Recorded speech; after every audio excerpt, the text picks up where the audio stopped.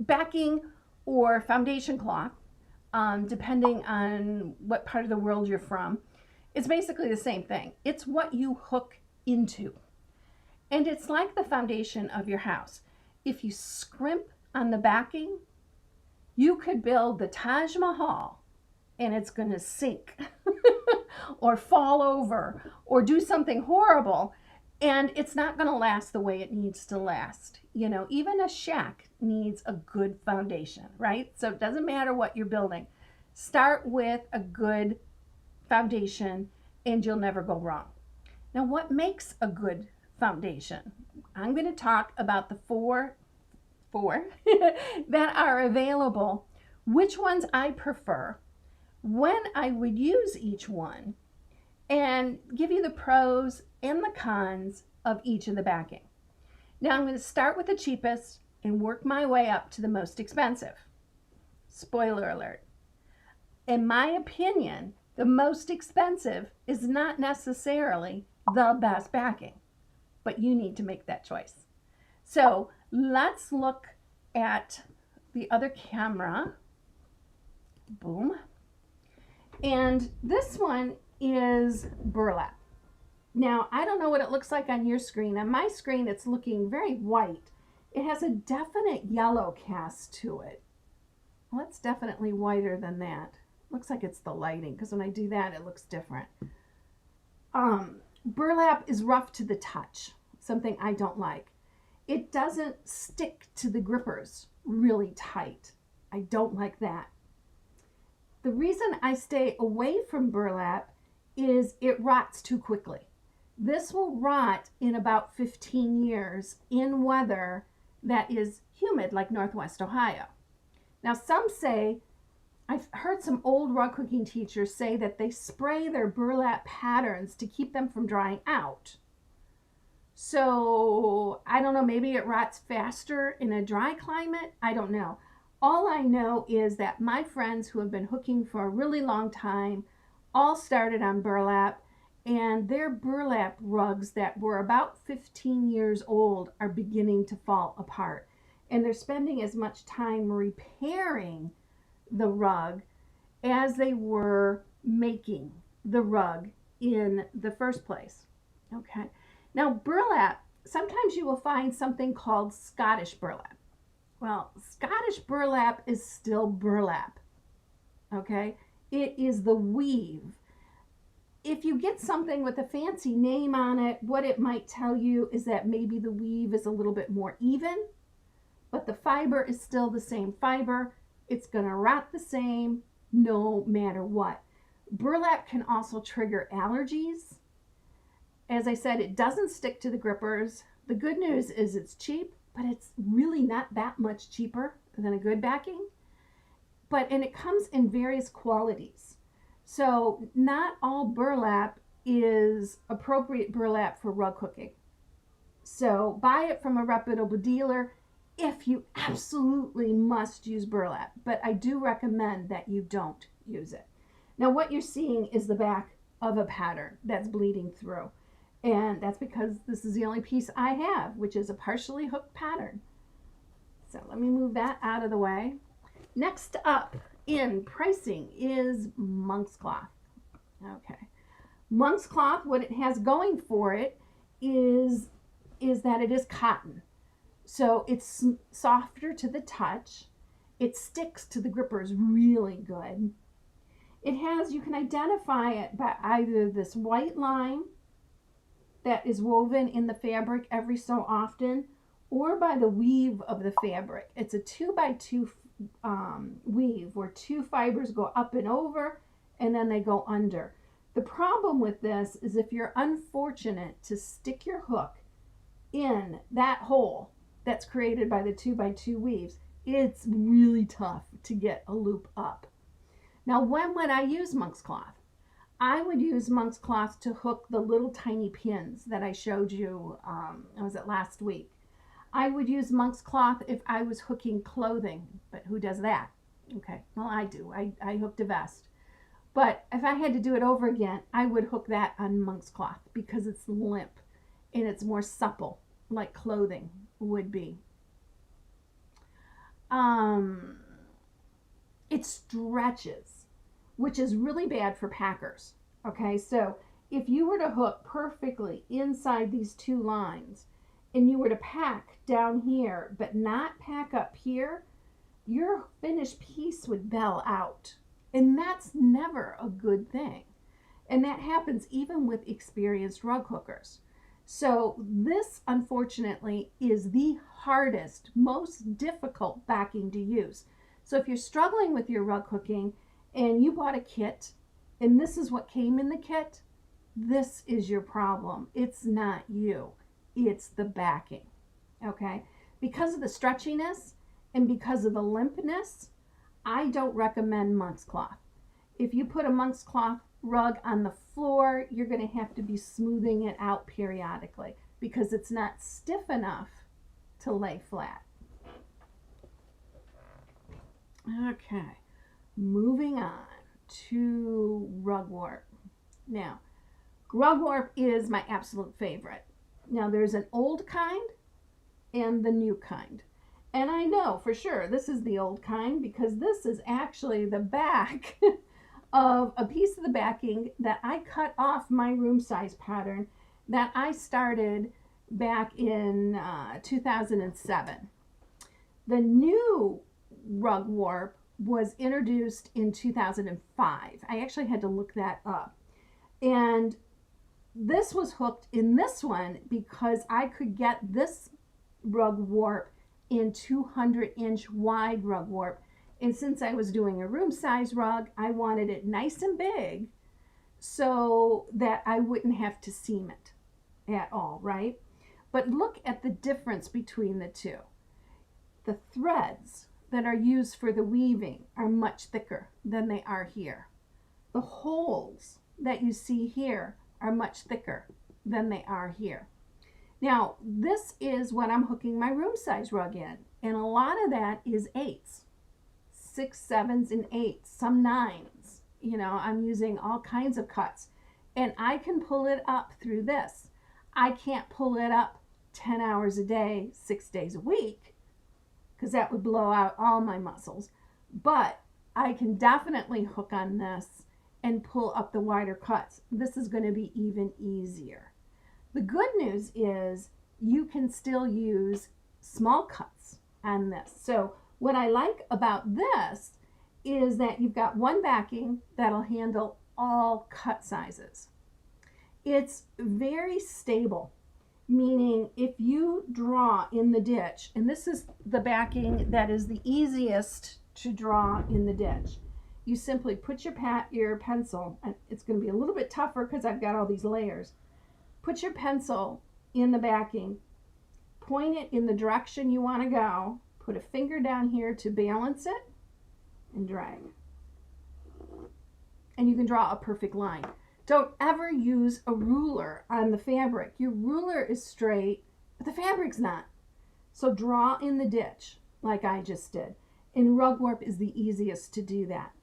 If I were to hook a geometric, rug warp would definitely be my first choice because I can draw these nice straight lines absolutely perfectly.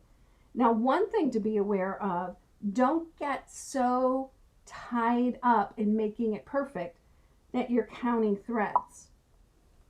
Because the number of threads one way and the number of threads the other way do not match. Okay?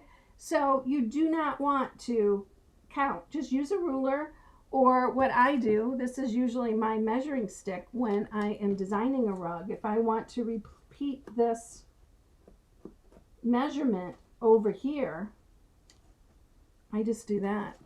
Oh, you can't see that. If I want to repeat this measurement, I'll just do that, put my pencil there, and zip it.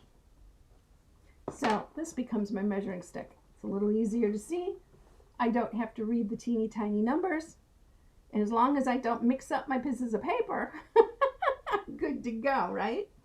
What else is good about rug warp? It's dimensionally straight. Even if it comes to you and things are cocked a little bit and it's a little bit crooked, all you have to do is pull on it and it'll become straight. What I recommend is after you draw a pattern, we'll talk about this tomorrow or on Friday, make sure you measure the diagonal. The diagonal should be equal. If they're not, pull on the short one until they do equal. It's heavy, so it lays really good on the floor. You don't have to spread it out. It'll still scoot on carpeting.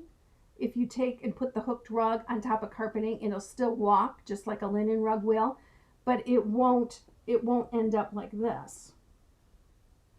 Okay, where a linen rug will. Some people find it hard to hook in.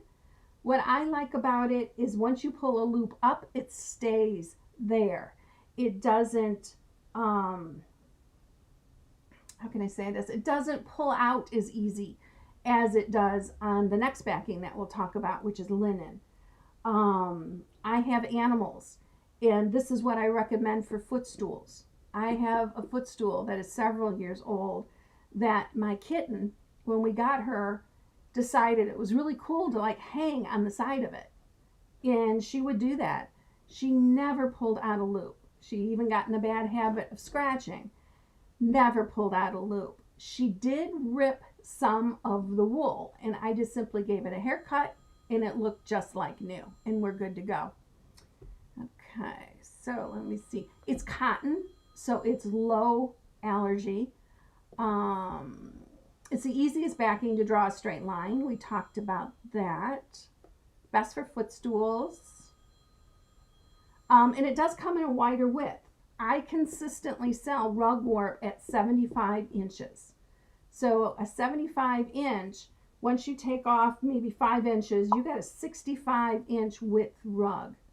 So it gives you a little bit more dimension to make a bigger rug. And you do need the right equipment. You need a frame. I prefer a floor frame. And you need to pull it tight and use a wide shank hook. If you do all of that, you can pull wide cuts up in rug warp. Okay, the last backing, linen. And linen is the most expensive, so most people assume it's the best. But if you look at scientific tests between cotton and linen, they rot at the same rate. Burlap rots really quickly, but these two rot at the same rate.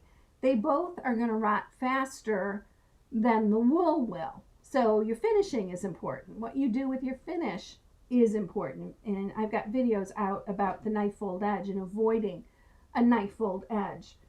I don't like linen as well because it's the most expensive and it doesn't stick to my grippers.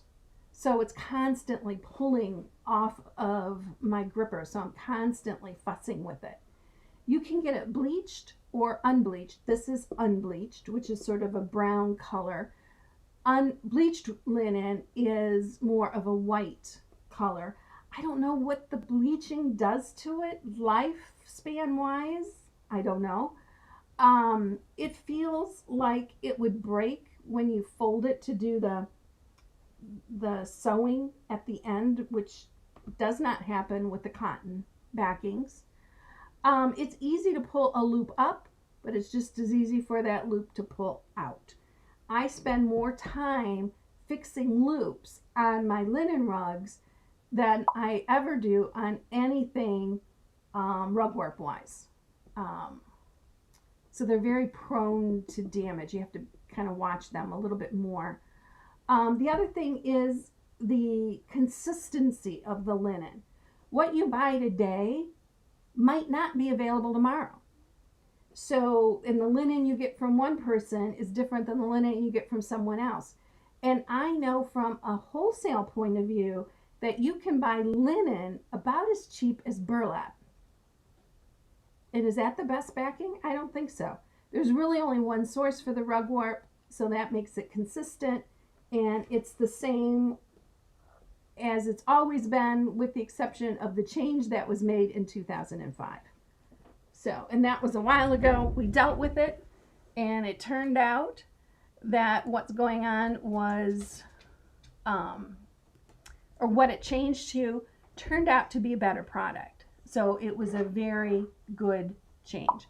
Now, when would I use linen? I would only use the linen when rug warp was not available. That's it. I wouldn't use monk's cloth ever. It's just not fun to hook in. It stretches too much. I don't like what the end product is like, and I'm not going to waste my time on burlap. Okay, so that's the ins and the outs. Let me go back up because my cursor moved with all your questions. Let me start at the beginning. I'm looking for the double question marks. And Deborah is saying, does all burlap have that funky, oily smell? Yes. That's the other thing, and I forgot to mention it, that burlap is stinky. And I think that's part of what triggers allergies, at least for me. You can like hang it so that it gets aired out a little bit, but who's got time for that, you know?